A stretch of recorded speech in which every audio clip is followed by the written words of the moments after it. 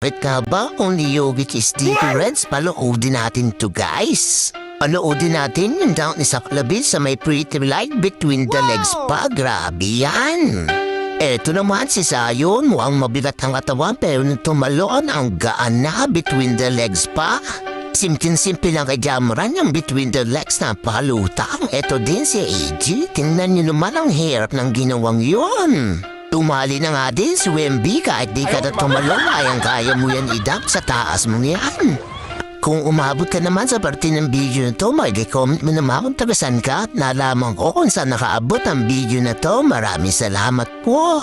At na, bakit nga ba kakaiba si Yokish? Panungudin natin to guys. Eto na between the legs din ang gagawin yan. Tingnan nyo. Ang ganda niyan. Ang tagal mo sa ere boy. Pero balto, mantira.